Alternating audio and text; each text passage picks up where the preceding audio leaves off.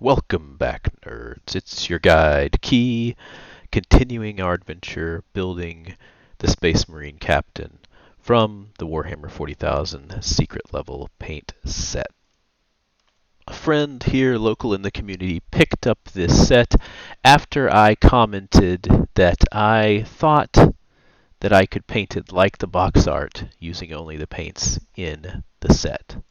Our goal here is to get this model completed, and then I will be painting it, and we will raffle off the paint set and the model for a local charity. I started this series to document the process, so in case the folks who pick up the model wanted to recreate the scheme, they were able to do so. The pilot episode was all about testing out my setup and going through some basics of model construction, showing off some tools that I use. In this episode, we will also be looking at some different tools that I use and some techniques in modeling, including fitting this model with two separate head options. In addition, we'll magnetize the base so that it can be easily transported by sticking it on something using the power of magnetism, and hopes and dreams, and friendship, but mostly magnetism. So basically a lot of the editing I've done here is to cut out the really boring stuff, which is scraping off mold lines. Remember the mold line remover from the previous episode? If you don't, I'll try to link it in the description if I can figure out how. And now we're moving on to actually trying to assemble the model. Here I'm going to use Tamiya Ultra Thin cement. In case you haven't used Tamiya Ultra Thin cement or any plastic cement before, it's important to know this is not a glue, it is a solvent. Yes, just like magnetism, another sciencey word, solvent, is going to appear in this video. What does it solve, you ask? Great question. It dissolves the plastic so that two pieces become one, rather than the way glue works, which is by creating an adhesive layer between two surfaces. The benefit is you get more working time, the pieces are more solidly bonded together, and you can smooth over some rough edges with it because it actually melts the rough edges of the plastic down. So some of my poor job of smoothing over the mold lines is going to be taken care of by this.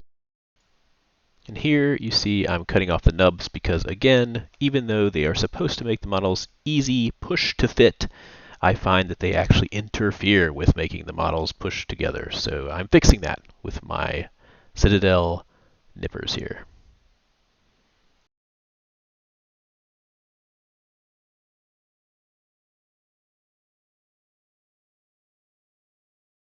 Next, I'm going to liberally, but not too liberally, apply the plastic cement on the edges I want to bond together on the front of the torso and legs and the back of the torso and legs. You may notice that I give the pot a little shimmy in between, and that's to make sure that the brush gets reloaded with lots of plastic cement.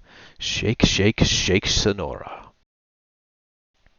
If you overdo this on the outside of the model, you can accidentally melt away some of the details that you want to preserve.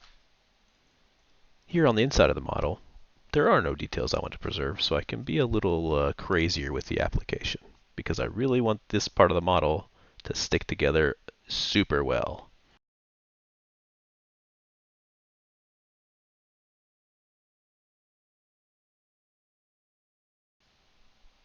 And squeeze it tight. Yeah, mush it together, help it bond.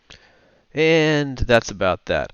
This is the only piece we're going to get into a lot of detail and nitty-gritty about sticking together. The rest is very similar. Here you can see I'm dabbing some in the neck hole here because there are gaps that are visible on the top of the model where his front shoulder and back shoulder meet. And whoops, tumble away. We will go forward and skip over the rest of the bits of assembly, only focusing on the truly novel bits, which involve magnets and green stuff. Not a pro tip. Use magnification. Again, these are 3.25x readers that I got at Walmart for like 10 bucks. Highly recommend using this in conjunction with bright lights. I usually use even more powerful magnifiers, 3.5x, but 3.25 is easy to wear, and I'm starting to like these quite a bit.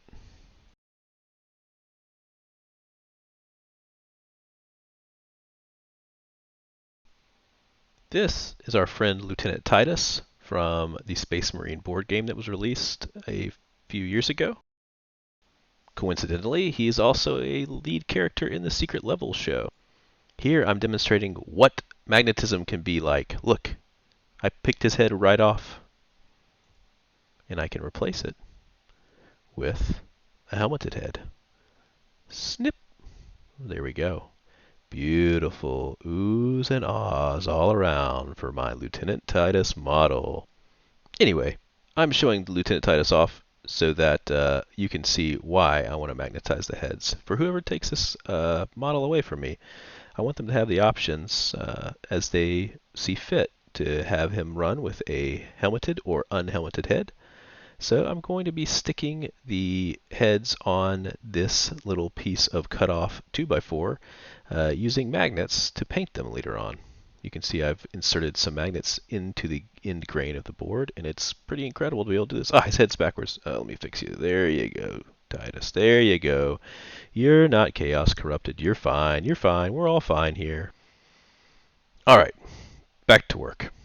So what we're going to do here is I'm just sticking the head into the neck hole that we've previously built so that I can see how much of the neck stump attached to the head I want to nip off, because I'm going to create a flat surface with green stuff later on to stick it onto so that it cannot recess into the torso. Snip. Now we've created a little flat spot, and we're going to do that same action with the other head so that they're basically identical. Perfecto. And I'll test it again. I think that's looking pretty good. The head is sitting right about where it should sit. And so is that one.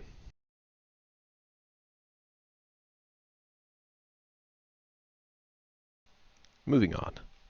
Remember magnets? Yeah, me too. I love magnets. They're super useful. In this episode, we're going to be using two different types of magnets. Or I should say sizes. This one, as you can see, is a 2x1 millimeter magnet that I've used for arms, weapons, and heads quite often. You can find these on Amazon. It was a huge number of magnets, I think 250, as you could see from the picture earlier. And I'm just going to pinch a, what's the collective noun for magnets? A polarity? Polarity. Let's go with that. I'm going to pinch a polarity of magnets out here, and I'm going to drop it onto a magnetic base. This is a painting handle that I use frequently. I also got this on Amazon. Jukochi, I believe, is the brand. It's been pretty great for me. Very cheap. And then we're going to use our hobby knife to start a little magnet hole in the stump. And we're going to twist it around as per usual to get that guide hole started.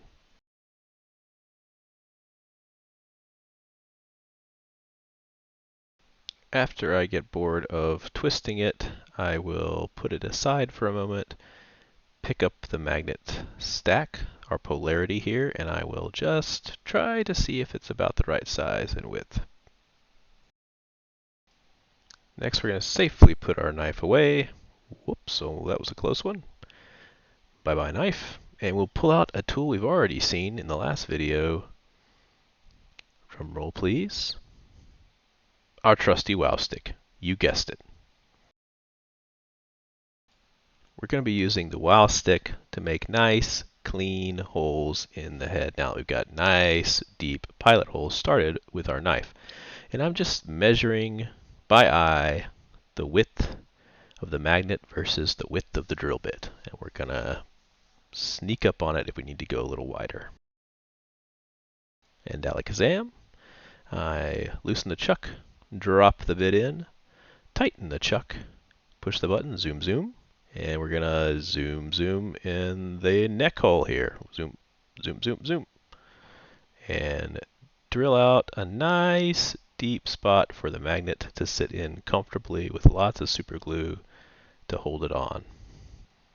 Unlike bonding two pieces of plastic together, magnets are not plastic.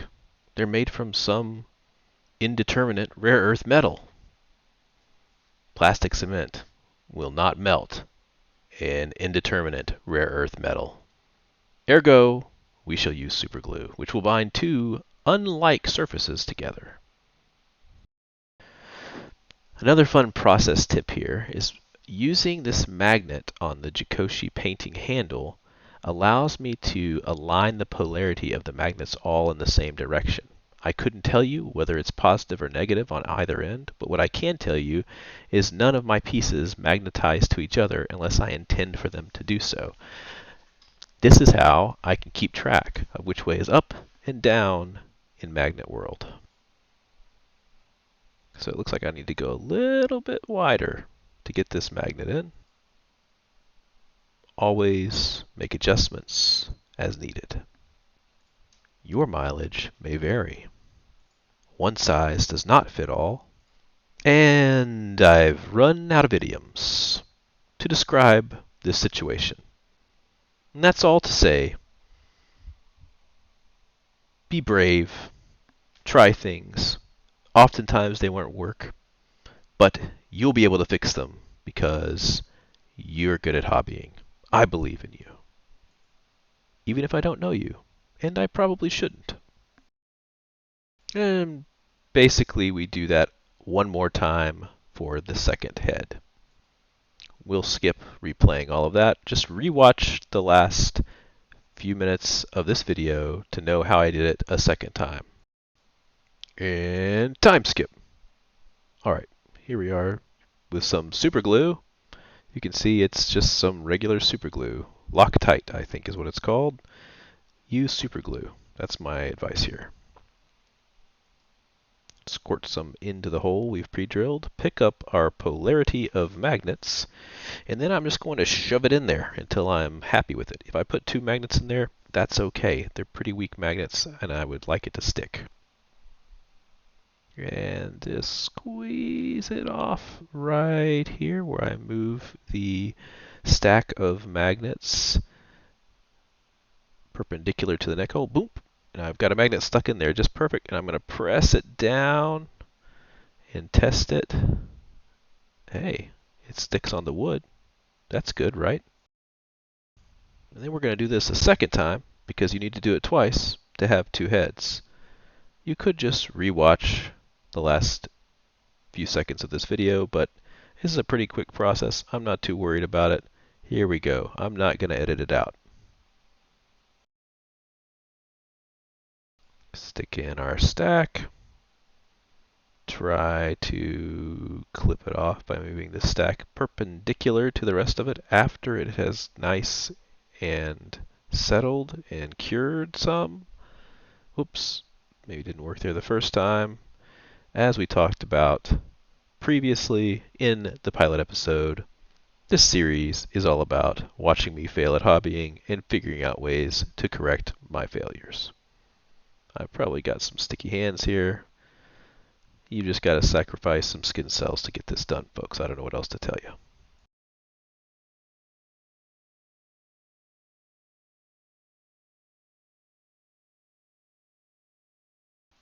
Oh baby, we've done it. Success!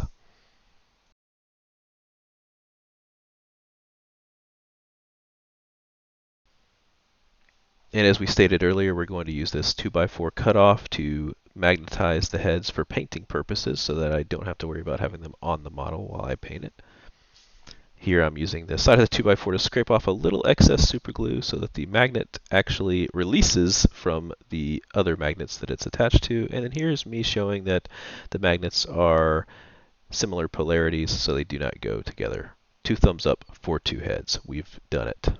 Next we need to put some magnet in the neck hole. How are we going to accomplish that? Because the neck hole is bigger than our magnets. That's where the green stuff comes in. Like good hobbyists, though, we're going to clean up our work surface first. Luckily, you have the power of editing on your side, and we will skip my cleanup. A nice clean. What the? Green stuff. There it is. What else we've got? Vaseline, of course. Green stuff and Vaseline. Name a more iconic duo. We're going to be gloving up as well to keep the Vaseline and the green stuff off our hands. Green stuff is pretty sticky stuff, so we're going to coat our gloves and our tools in Vaseline to keep the green stuff from sticking to it so we can use it more easily. I don't know why this is the case, but the Vaseline dries off the green stuff and does not interfere with it acting as the epoxy putty that it is, so we can still sculpt with it and not worry about how much Vaseline is mixed in onto or around our green stuff. And some cheap hobby tools will appear shortly, also from Amazon with silicone tips. I bought them in a pretty big chunky bundle. I regret to inform you that we skipped the cool gloving scene so we could get to the green stuff. It comes in this roll. Now, you mix part A and part B, the yellow and blue parts here. The issue is the way that it's packaged has the yellow and blue parts touching in the middle. So I've had this roll for quite a while. It lasts a long, long time. You'll see how much putty we make with just this little bitty cut.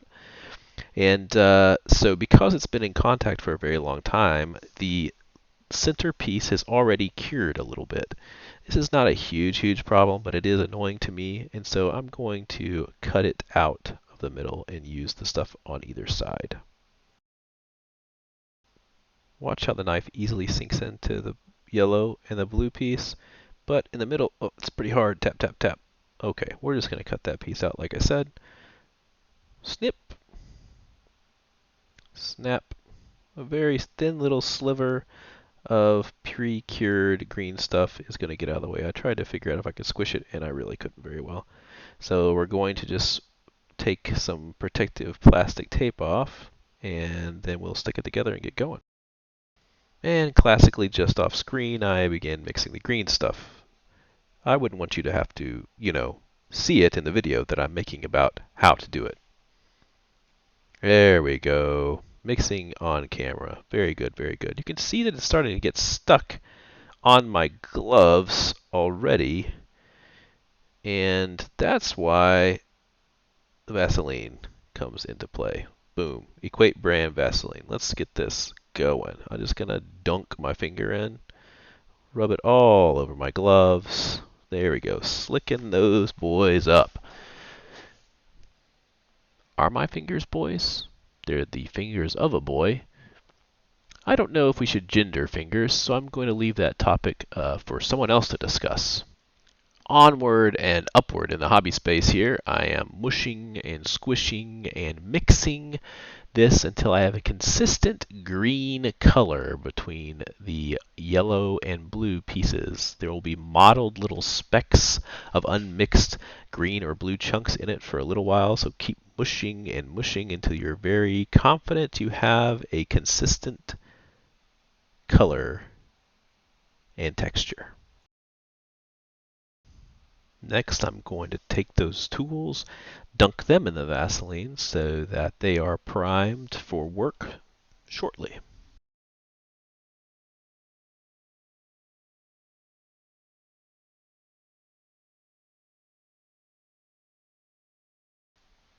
Greasy.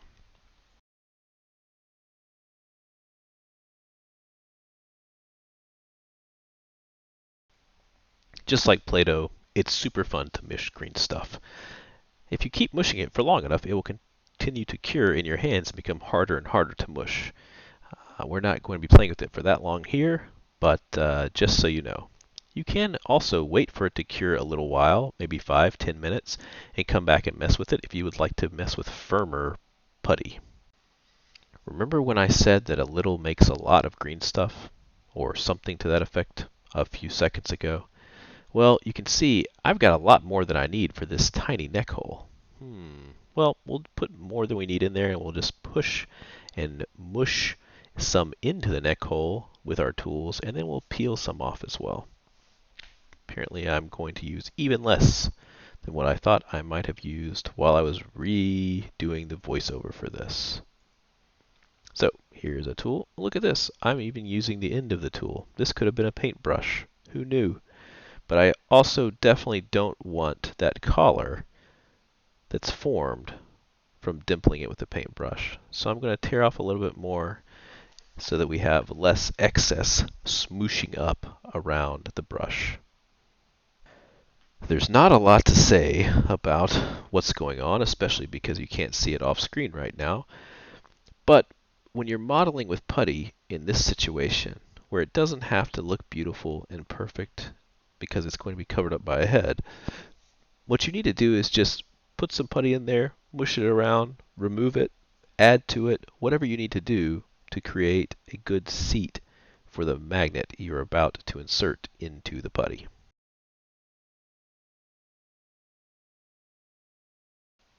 Time skip. So, we're going to get to the magnetization part, speaking of magnets. And here I'm using some reverse action tweezers because it's very easy to hold small things with reverse action tweezers, so get you some of those if you don't have some.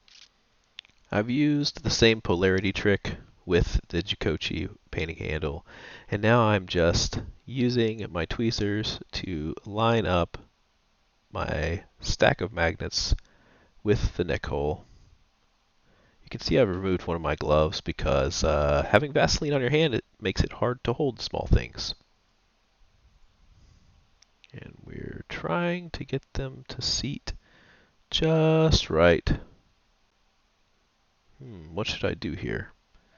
Aha! We're going to stick the magnets on the head. That will not only align our polarity, but allow me to use the force directly down to push into the putty and align it at the exact right altitude in the hole. Well, shoot, it came out a little bit. We're going to try again. Super glue. Super glue's our friend. I'm going to mush this a little bit more.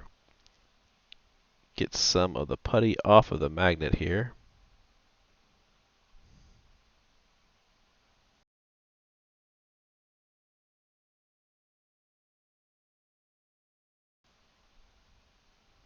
Alright, super glue to the rescue.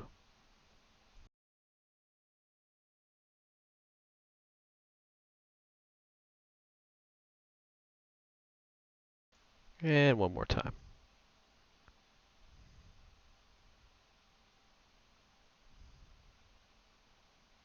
Gently pull the magnet out. Use our tool to press it down so that it is flush with the green stuff that we put in earlier.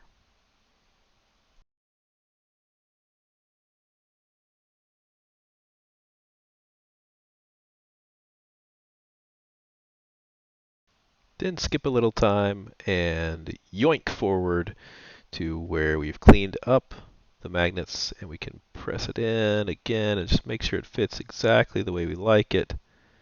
Look at that. Boom. 2 heads, 1 marine. We've accomplished it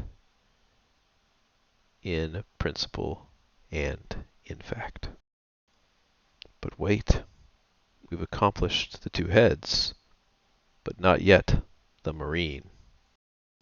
Well, first, let's use the excess putty we created to magnetize the base. For this, I'm going to use 3/16 inch by 1/10 inch N42 magnets from K&J Magnetics. Cool. First, we're going to dab up the base between the 2 slots where the feet are going to attach with some super glue.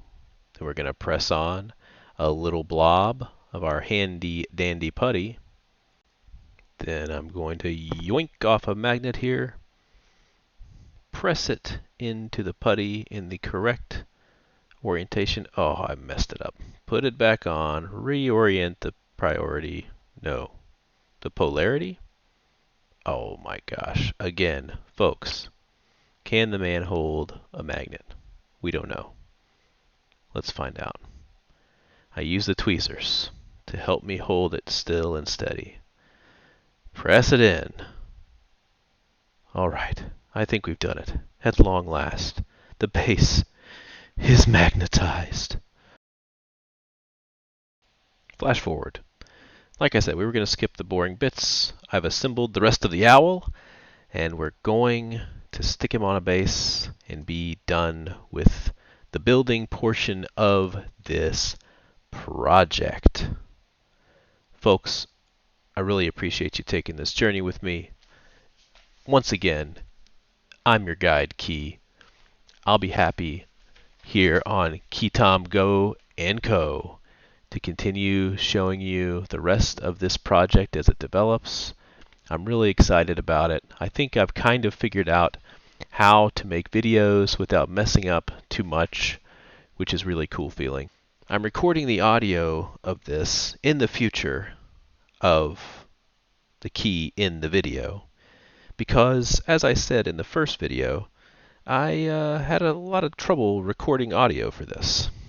Since I built this Marine, I've done a little bit more work on the project, including going into the hobby shop last weekend and painting both heads. They're not 100% complete, but they're very, very, very close, and I'm really happy with how they turned out so far. I didn't get video of that because I was in the hobby shop, but I do plan at some point on trying to make a proxy video of the head painting for the face, particularly because it involves some paint mixing, which I thought might be interesting for folks to watch using a limited palette of just Wraithbone, Mephiston Red, Abaddon Black, and Macragge Blue. If you've enjoyed this, and even if you haven't, please like and subscribe. My goal is to get to 50 subscribers because that's what YouTube requires me to get to in order to live stream, and I think that would be really fun. So please help a guy out. If you see I've already got 50 subscribers, please hit the like and subscribe button a couple more times to give me a little bit of a buffer on the off chance that some of you unsubscribe from me later on. I know you'd never do that to me because I'm such a great guy. This has been such a great guide. I'm Key. You're you. Goodbye.